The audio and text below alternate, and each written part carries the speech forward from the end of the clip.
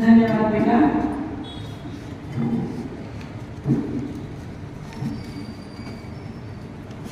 स्नेही प्रभात वंदन एसडीपीएस परिवार के सभी सदस्यों का हार्दिक अभिनंदन एवं सादर वंदन।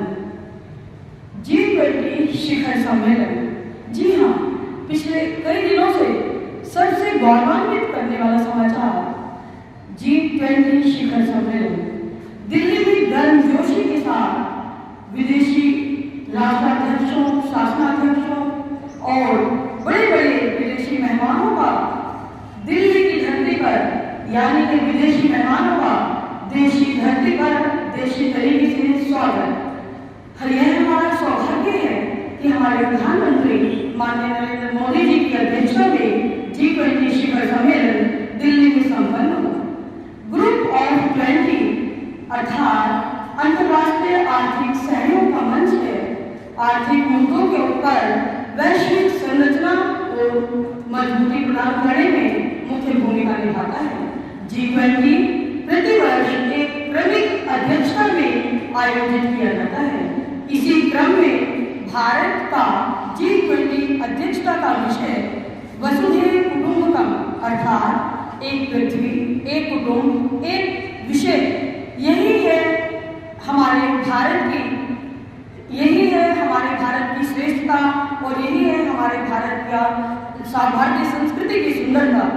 यह विषय हमारे महाउपनिषद के प्राचीन संस्कृत पाठ से लिया गया है। यह विषय हम भारतीयों के जीवन मूल्य, मानव, पशु पक्षी, वनस्पति, सूक्ष्म जीव तथा पृथ्वी पर स्थित व्यापक ब्रह्मांड में आपसी संबंधों की पुष्टि करता है। हम भारतीयों के लिए G20 अध्यक्षता अमृतकाल की शुरुआत है, जो 15 अगस्त 2022 को स्वतंत्रता की 75वीं वर्षगांठ से आरंभ होकर एक भविष्यवादी, समृद्ध, समावेशी और विकसित समाज जिसकी विशेषता मानव केंद्रित दृष्टिकोण है, यह अपनी स्वतंत्रता की शताब्दी वर्ष अर्थात 25 वर्ष की अवधि का है। अब हम बात करते हैं G20 के लोगों की। तो आपको जानकर अत्यंत हर्ष होगा कि G20 का लोगो भी भारत के राष्ट्रीय ध्वज के जीवंत रंगों केसरिया, श्वेत, हरे और नीले रंग से प्रेरित है। इसमें भारत के राष्ट्रीय पुष्प कमल को पृथ्वी ग्रह के साथ जोड़ा गया है, जो अनेक चुनौतियों के बीच विकास को दर्शाता है। पृथ्वी जीवन के प्रति पर्यावरण के अनुकूल दृष्टिकोण को दर्शाती है, जिसका पृथ्वी के साथ पूर्ण सामंजस्य है। G20 लोगो के नीचे देवनागरी लिपि में भारत लिखा है, जो हमारे लिए अत्यंत सुखद अनुभूति का पल है।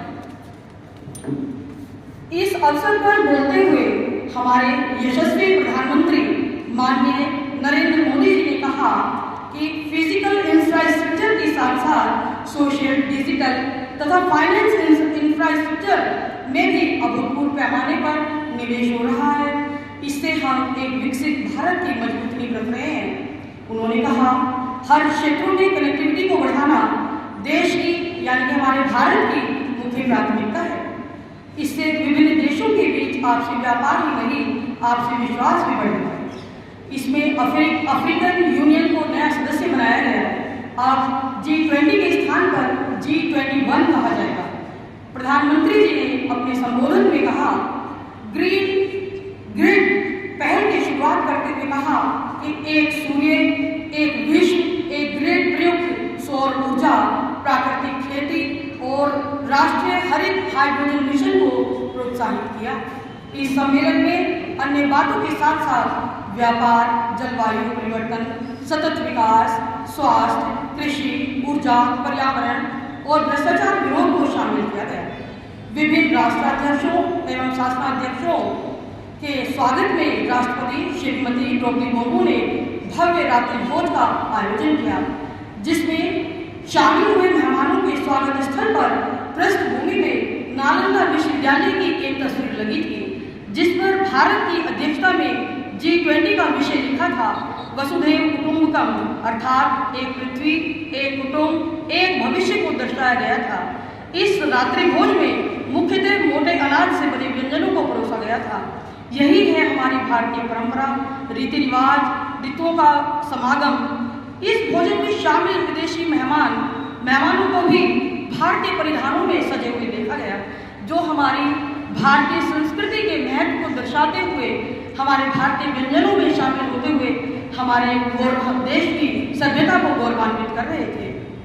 अपने अंतिम सत्र को संबोधित करते हुए प्रधानमंत्री जी ने अगले साल होने वाले शिखर सम्मेलन की अध्यक्षता ब्राजील को सौंपी।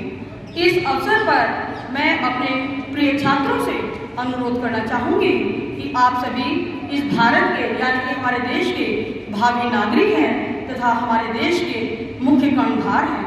अपने देश की सुरक्षा व संवेदना का ध्यान रखें, तभी वन फ्यूचर का भाव सशक्त हुआ। धन्यवाद।